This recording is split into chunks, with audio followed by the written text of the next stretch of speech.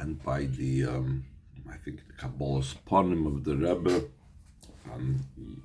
before Yudalit Kislev. Beniך Limude Havaya v'Rav Shlom Benoich. It says all your sons are students of Havaya, and there is V'Rav Shlom Benoich, and there's much peace for your children. Maybe quite your smart Chamad Murma. And the Frierdiker Rebbe brings in his Maimer, recited those two occasions I mentioned before, Pirush HaMetzudas Sion and Metzudas David, the explanation of the commentaries of Metzudas Sion and Metzudas David on this pasuk. Limude Havaya, the students of Havaya, Talmidei Havaya, the disciples of Havaya, Talmidei HaMokim Baruch Hu, the students of Hashem. What does that mean, students of Hashem? How does one become a student of Hashem? So that's how you do Limudat Torah. Through the Torah study, one becomes a student of Hashem.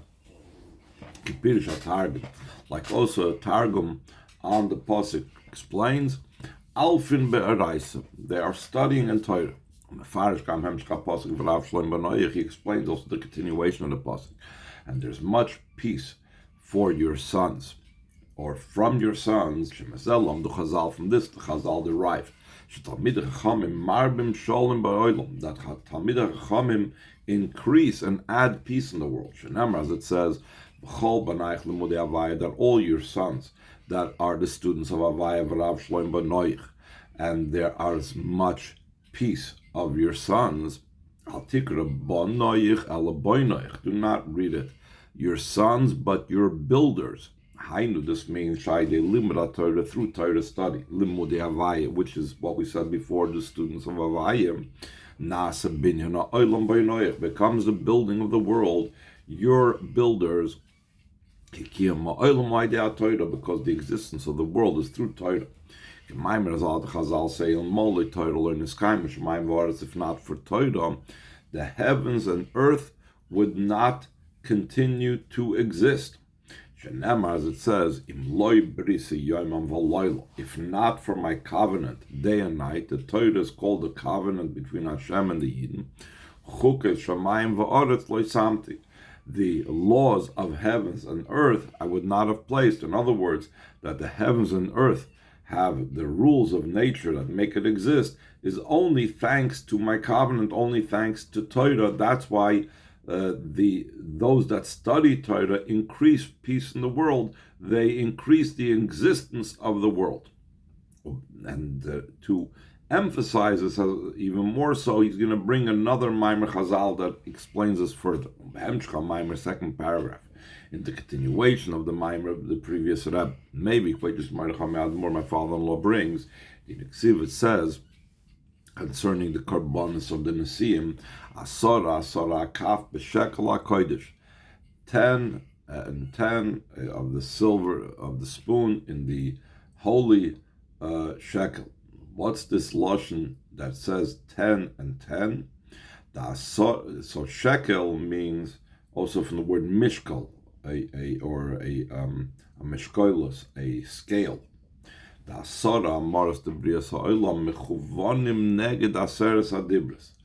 10 utterances with which the world was created. That Hashem said, Hashem spoke, there should be light. Hashem spoke, there should be firmament. He said, let us make man. All these 10 utterances are corresponding to the 10 dibros, to the 10 commandments. So that's why it's like a scale. It's balanced. One keeps up the other, as he's going to explain. By the Aseres HaDibros,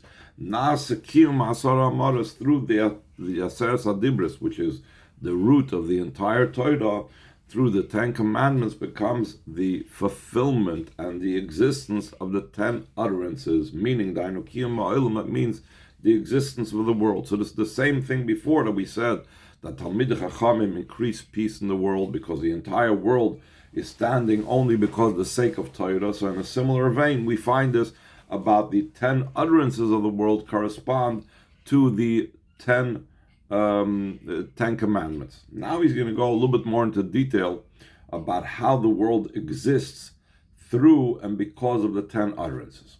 We could explain what is the Frierdiker Rebbe adding by this. He already established, he brought Psukim, Mar Chazal, that the world is dependent upon Torah, and that Talmidei Chachamim increase peace in the world through Torah. What else is added? The Frierdiker Rebbe doesn't have to bring multiple Amar Chazal to prove the point that Torah and the world are interconnected. So why over here does the Frierdiker Rebbe feel the need to add in the Maimer also the idea that, here is another Maimer Chazal that shows the interrelationship between the Torah and the world and the dependency of the world upon Torah, because Asara, the 10 Mamaras correspond to the 10 commandments. So the Rebbe is going to explain there's a unique point brought to explanation by bringing in this Maimer Chazal over what we spoke about earlier. Fourth line in the second paragraph. Yes, being is that we could explain what does he add with this, bringing in this concept. According to what the Alter Rebbe writes in the second part of Tanya, called Shari Yichud V'Amunah, the Pirush HaKosov, in the explanation of the pasuk that says, La'olam havayid dvorcha nitzah b'shamayim. Always Hashem, your word is set in the heavens. Now, simply put, before we see the Maimer Chazal about this, see what the Alter Rebbe says about it, what word is standing in the heavens? What is it referring to? Always your word is standing in the heaven. What word are we talking about? Why is it there in the heaven? What purpose is it there for? So for that, the Alter Rebbe explains, in the name of the Baal Shem Tov,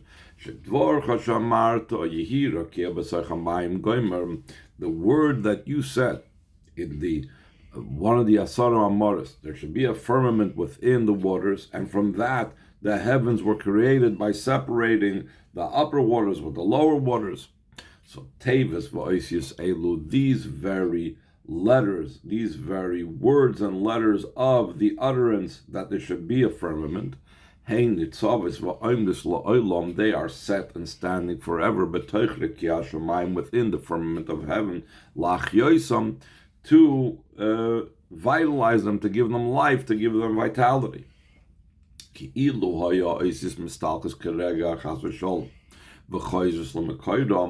the letters would leave in a moment, heaven forbid, and return to their source, where they came from, the entire heaven, which was created through the Maimer Yihira Kia B'Seichamayim, all of this will become complete nothingness. And this is not just true about the heavens, about which it says, L'olam Hashem dvarcha nitzah b'shamayim, v'chein b'chol habruim, so too all creations. Iloi mistalks chareg chas v'shalom ha'oisius masara ha'maris, shebehem nivru b'sheis mei bereishis, if they would have left in a moment, heaven forbid, the letters from the 10 utterances with which they were created in the 6 days of creation. So then, every creation that was brought into being via the 10 utterances will return to complete nothingness. What is the point of that idea? This means that these 10 utterances are constantly found in all the creations at every time and every moment, to give them vitality, and to bring them into being, to be something from total nothingness. Since every moment there has to be the coming into being of all the creations me'ayin liyesh, from nothing to something, aidei asara amoros, through the 10 utterances. And we said at the beginning of this paragraph that the 10 utterances are dependent upon Torah as they are embodied in the 10 commandments. Also the existence of the 10 utterances through the Ten Commandments, also that needs to be in every time and every moment.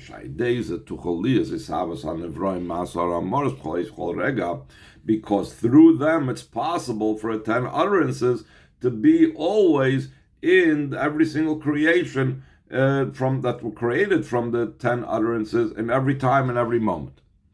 And this, the Rebbe connects with a very interesting halach. This is the reason Shachiv, the Talmud Torah, the obligation of Talmud Torah in every time and every moment. Like it says, you should think in it or speak in it day and night.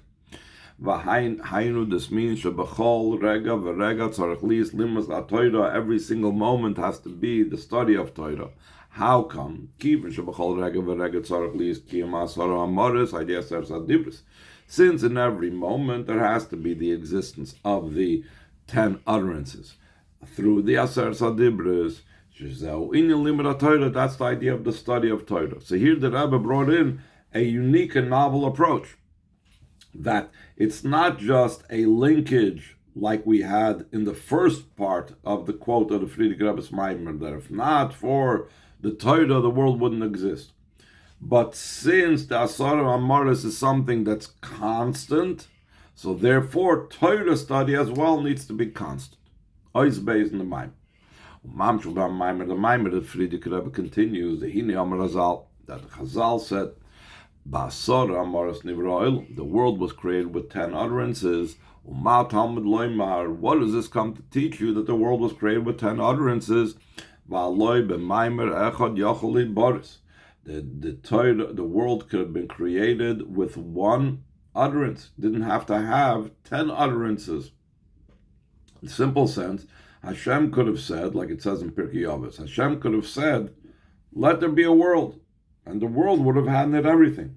Why did Hashem have to spend the time, which also took time over the 6 days?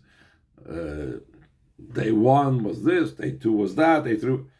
Just say, let there be a world. Not let there be a firmament, let there be man, let there be animals, let there be this. What? Didn't have to go into that. But rather, what was the reason that Hashem did it in that way? But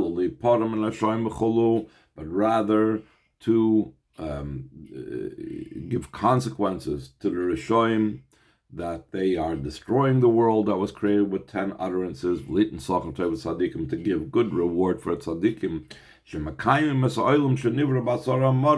that they bring into existence and they support the world that was created with the 10 utterances. In other words, the fact that Hashem spent so much quote-unquote more effort in the creation than just boom, he's going to say one utterance, so that itself engenders a greater reward for those that assist Hashem in the ongoing existence of the world.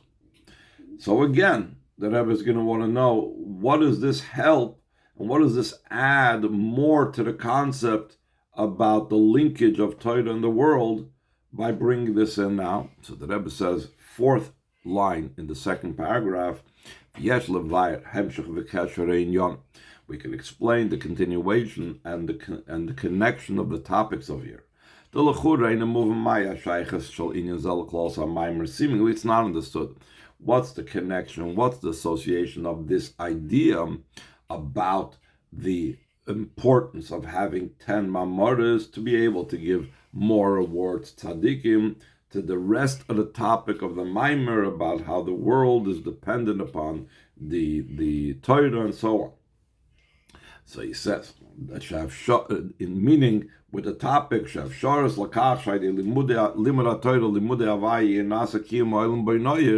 at the fact and the possibility for this, that through the fact that through the study of Torah, which is the students of Havaya, becomes the existence of the world, which we said before, that Talmidei Chacham are called builders, meaning they are builders because they build up the world, they sustain, maintain the world.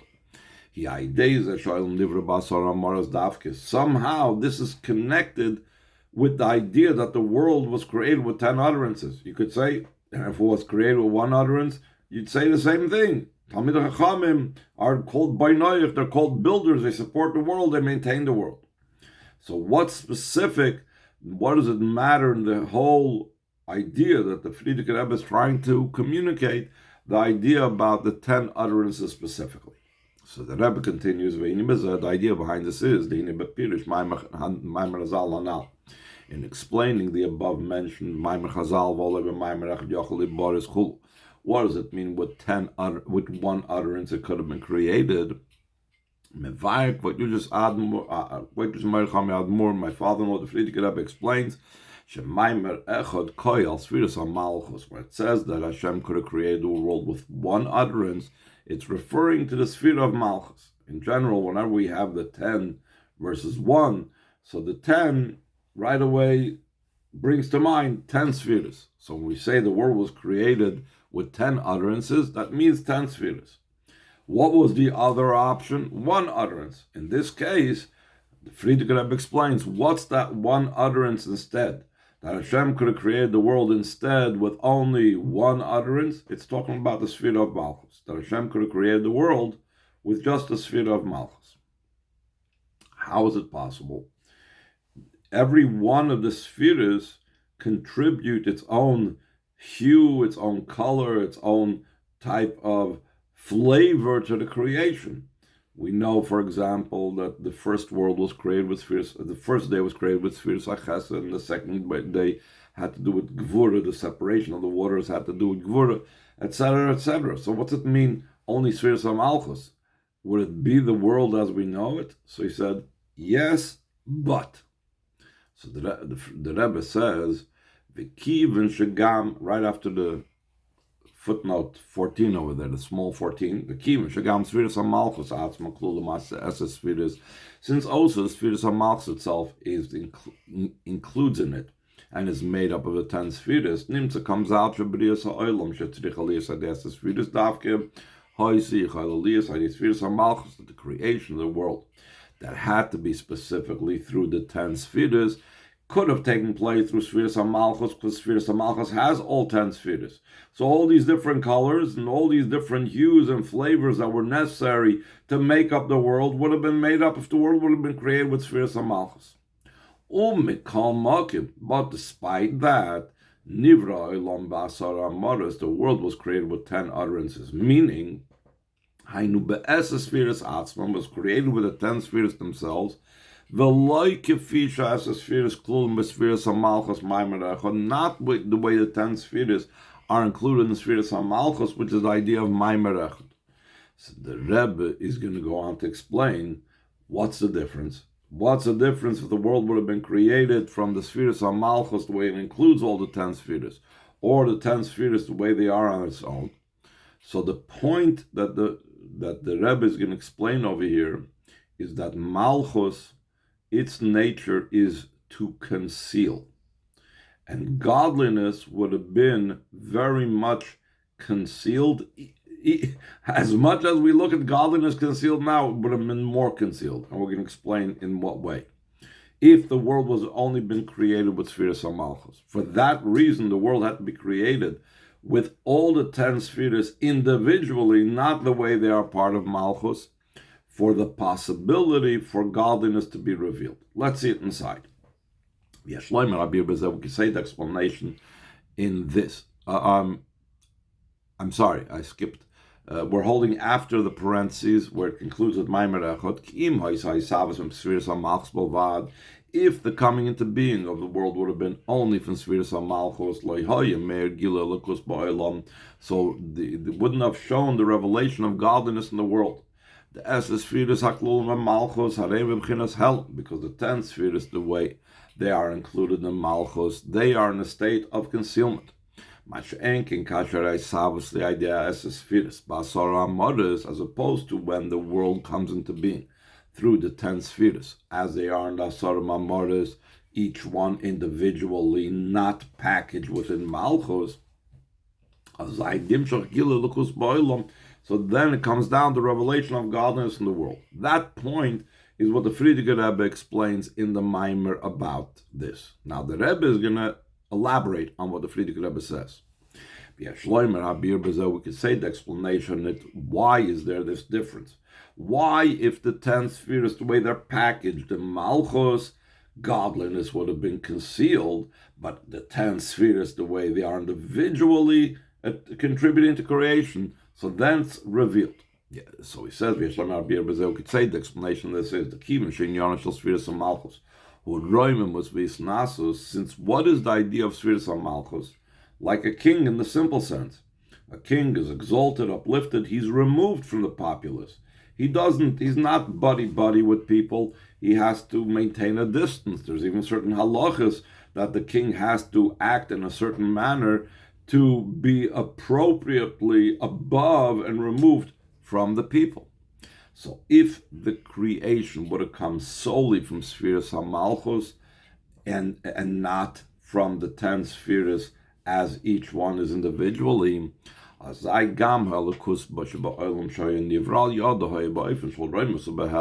then, even the godliness that is in the world, that would have been created through the spheres of Malchus, was in a way of exaltedness and concealed. It wouldn't been a possibility to effect that should be a revelation of godliness in the world. That's why the coming into being of the world had to be with Asara Amoras. They call Spheres and had to take place through all the 10 spheres.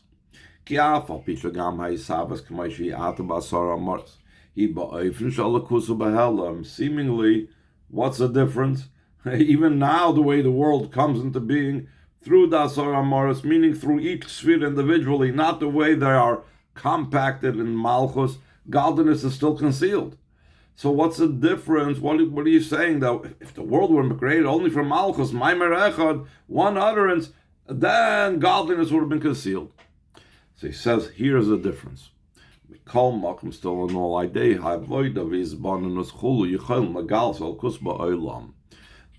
avoida, through contemplation of godliness, we have the capability to reveal godliness in the world, to see and to manifest godliness in the world. That is all thanks to the fact that the world was created with 10 utterances. Each one individually, each sphere by itself, not solely a state of malchus which shows on exaltedness and removed and beyond. The Rebbe says in the parenthesis, 3 lines from the bottom, as opposed to if the creation would have been only through spheres of malchus, even through avoida, we'd not been able to reveal godliness in the world. In other words, we could struggle and we could contemplate and meditate, and still it would have been concealed for no fault of our own. It would have been built in because the whole world would have come from Malchus, a state of concealment. According to this, we can go back to the statement in Pirkei Avos, Yesh lefarish siyum maimer Chazal litin schar tov l'tzadikim. We can explain the conclusion of what the Chazal say over there in Pirkei Avos. Now, why was the world created with 10 utterances instead of 1 utterance, since he could have created the world with 1 utterance? Litin schar tov l'tzadikim shemakayim misa'olam shenivra ba'asara mamaras, to give a good reward to the tzadikim that maintain and sustain the world that was created with 10 utterances. What's the point over here? Hainu, this means the capability and the possibility for the effect of tzaddikim to maintain and to establish and make the world strengthened, as we said earlier in the Maimer, through the tzaddikim, through Talmidei Chacham studying Torah. We said earlier in the Maimer, the Friedrich Rebbe, and the Maimer the Rebbe, that through the 10 commandments, through the Aser Sadibris, through Torah, is the maintenance and the ongoing existence of the 10 utterances. So that capability, that tzaddikim should be able to sustain and maintain the world, it's only because the world was created with 10 utterances. Specifically, in a world designed in such a way The tzaddikim through their avodah can affect the revelation of godliness in the world. Because if it would have been created through malchus, they couldn't have affected a godliness in the world, and therefore they couldn't have been responsible and connected with maintaining the world. And that's also the idea of Talmidei Chachamim increase peace in the world, meaning what's the peace that they are increasing? Doesn't just mean the maintenance of the world, but they are drawing down a revelation of godliness in the world. So now we explained the continuation of the different aspects in the Maimer of the Frierdiker Rebbe. The point about, in general, that the tzaddikim have to do with the maintenance of the world, Marben Sholem Ba'olam, and then the next step, what he talks about, that it's Asara, so it has to be constant, because just like the Asara Mamoris has to be constant, so to the Asara Sadibris, the Torah study has to be constant, and it had to be specifically 10 and not 1, because then the tzaddikim are able to do it. Otherwise, they wouldn't be able to reveal godliness in the world. So now the Rebbe is going to take it to the next topic, next step. But to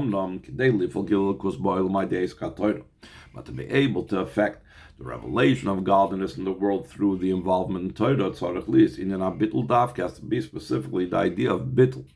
That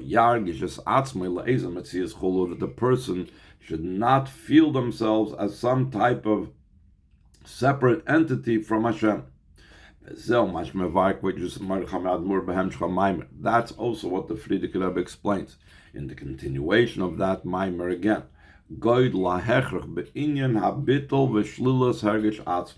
The great necessity in a person's nullification and negating his sense of self. Because one's sense of self is similar to bribery, that we know that when a judge is bribed, it causes him to make his mind lean towards one of the litigants, even though objectively he wouldn't go there. Maybe it brings also the well-known story with one Chassid, Bardas Godel Baskola. He was a great mind in his comprehension of Chassidus. He came to the Tzemach Tzedek and he complained before him. They're stepping on me in shul. Whatever I say doesn't find favor in people's eyes. Like what Tzemach Tzedek responded to this chassid, who tells you to spread yourself out over the entire shul? As woman treads on that wherever people step, you'll think that they're stepping on you. If you take up less space, people wouldn't be stepping on you. Just like physically, if things are just in the corner, nobody steps on them. Tzemach Tzedek, and Tzemach Tzedek concluded his conversation with this chassid. Ksiv, it says in the pasuk, Yaziv Rasha Darka, a wicked person should leave behind his way. The ish oven machshavoisav, and a man of badness should leave behind his thoughts. So the Frierdiker Rebbe, Tzemach Tzedek explained, oven hu meloshen oin. Oven is also from the word oin shepirushay koyach. The word oin means power and might. From much strength and the power of koyach. So we see that the word oin means might and strength. So he says, this is the way Tzemach Tzedek explained it to this chassid. Even a person that's a mighty person in holy things, he's got a great mind in learning and so on. If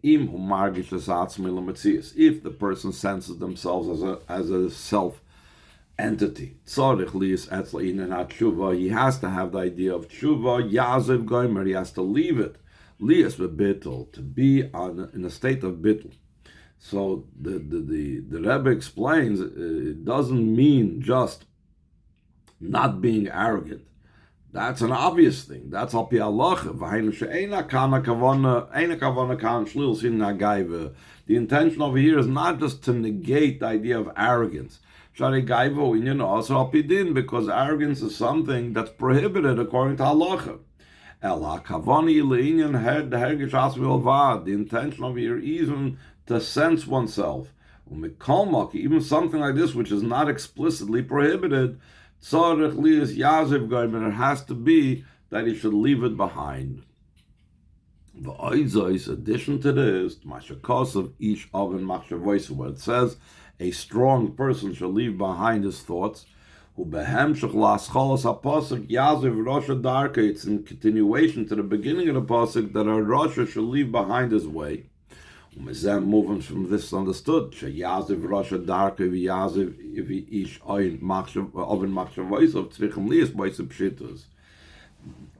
the same way how it's obvious that a Rosh has to leave behind his ways, so in that same simple approach, without any type of pulpulin, but the obvious approach has to be that the mighty person has to leave behind his thoughts.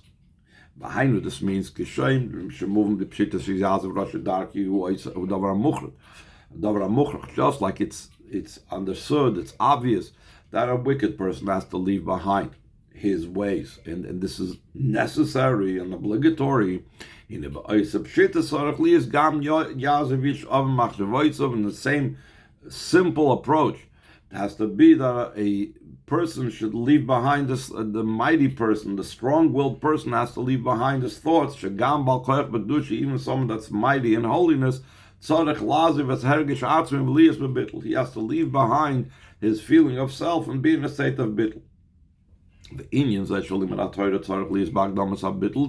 this idea that Torah study has to be prefaced specifically by bittul, kosher gam in birchas ha-Torah shetzarech li is kaidem limra Torah. That's connected also with the halacha that one may not study Torah before they have made the brachas on the Torah that we say in birchas ha-shachar, baruch atah Hashem Elokeinu melech haolam shebach bonim kol ha'amim v'nas Torah. Baruch b'Torah tchila, the benching in Torah initially. What is the purpose? Why does one has to make a bracha before studying Torah? Like the Ran, one of the Rishonim wrote in the name of a different Rishon called Rabbeinu Yoina,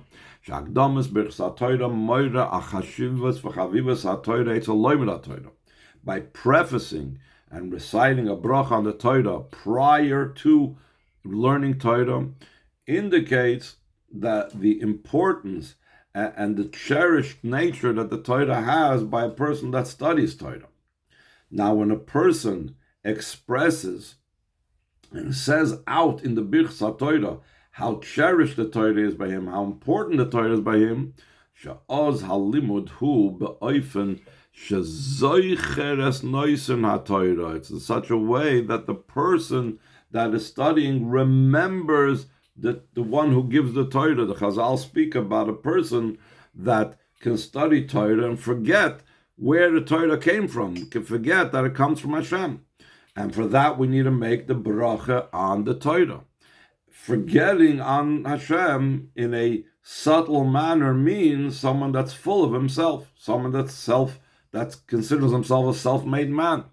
He has to assure and ensure that it's not in such a way that the person senses themselves. That's the idea of students of Havaya. That the words Limudi means students of Havaya, like we said before. When a person is studying Torah like he's a student of Hashem, so he's in a constant recognition that this is Hashem's Torah. So when he's in constant recognition that he's studying by Hashem, he's a student of Hashem, this causes by the person a feeling of bittul. Even someone that feels their own advantage and quality over another. You say them is even more so. When it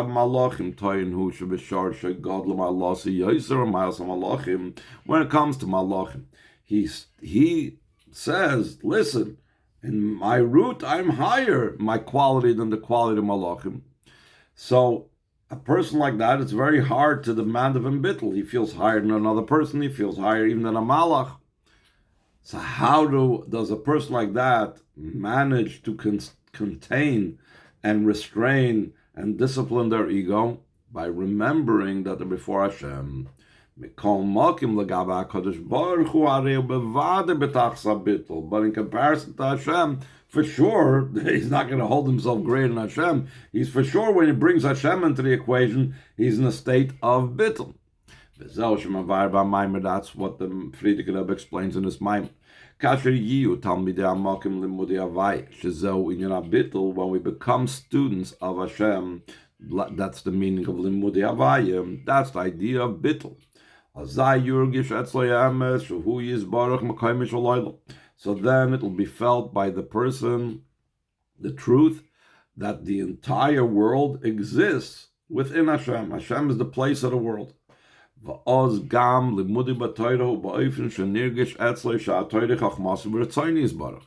Then the way he studies Torah is that he has an awareness and a feeling that the Torah is Hashem's wisdom and will. And he realizes it's not human intellect. Through that it becomes much peace of your sons, your builders.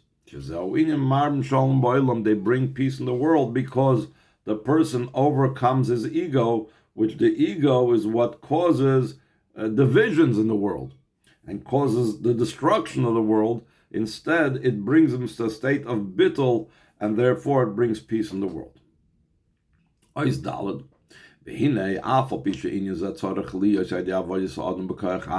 Though ideally this is supposed to be through the service of a person by his own powers. Like it says, you shall choose life.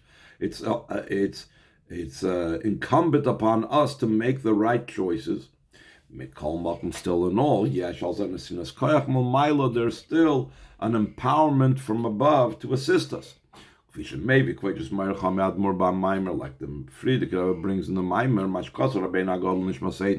what the Alter Rebbe wrote, the very letters making up the words, and you shall choose life, that's written in the Torah,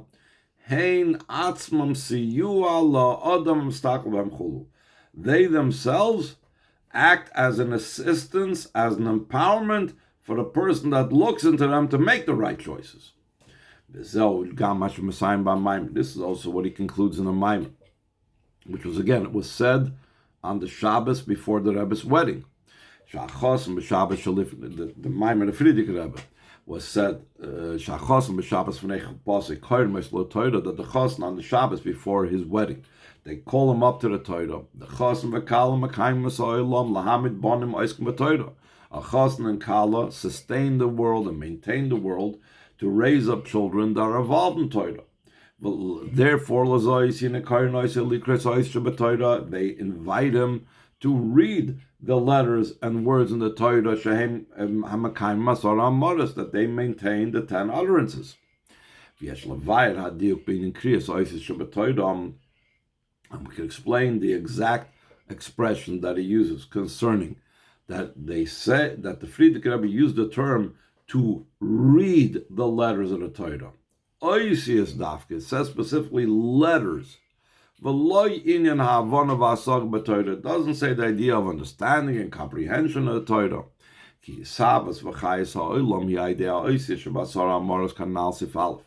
Because the existence and the vitality and life force of the world is through the letters of the 10 utterances, like we said before in Sif Aleph.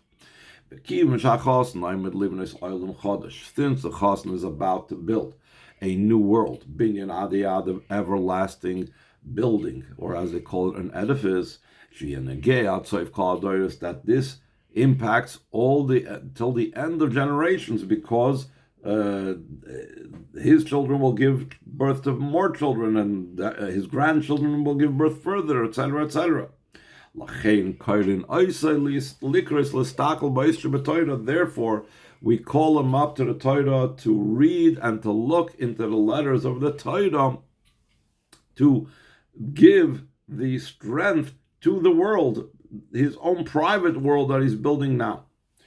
Another concept in this is, like we explained earlier in the third chapter, there has to be specifically the idea of bittul. And what part of Torah brings home the idea of bittul? The inyan habitul mudgish bekriyas oisis ha-Torah yoiser macher belimud ha-Torah b'ofen shalvan v'asagir. Bittul is emphasized in reading the letters of the Torah than just the study of Torah in a way of understanding and comprehension. And therefore, for that reason, it's insufficient Torah study in the way of understanding and comprehension. There has to be also the reading of the letters of the Torah, because, as we said before, this maintaining of the world, this kiyum ha'olam through the Aseres HaDibros, needs to be infused with bittul, and bittul is manifest in the reading of the letters of the Torah. 4 lines from the bottom of the page, moving for this understood.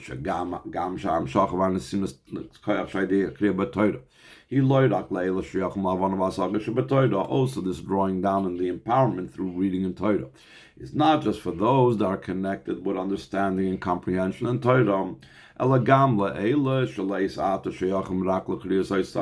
also has to do with those that for now they are only able to read the letters of the Torah. Not everybody is holding by a level where they comprehend yet in Torah. But every Jew practically can read. If they're not reading the Torah in Hebrew, they can read it in English. Anybody can read Torah. Shalachem, for that reason, it doesn't make a difference who. Gam heim oilum the Torah mevarchem birchas ha-Torah. Also, someone that doesn't understand anything in the Torah can go up, get an aliyah, and make the bracha birchas ha-Torah. K'may eila shriach lavanu v'asach b'Torah. Just the same as someone that can understand the greatest parts of the Torah is able to make a bracha on the Torah when he gets an aliyah, so to someone that only knows how to read the letters can also go up and make a bracha on the Torah, because the primary thing is the bittul that's manifest through the reading of the letters of the Torah. By day avodah zu, and through this avodah zu, through this avodah, nasis tachs hashleimus the Bnei Yisrael becomes the ultimate perfection and completion of Bnei Yisrael. Shalchein namar aleim shuvi hashulamis. Turn the shulamis. The Yidden are called the koik al Knesset Yisrael shenikra shulamis. That is referring to Knesset Yisrael called shulamis. So part of it can be connected to what he said before about they make shalom in the world, but also this what they're doing affects a shleimus in the Bnei Yisrael, mitzad inyan hashleimus shabam, because of their perfection and completion that they have through this particular avodah.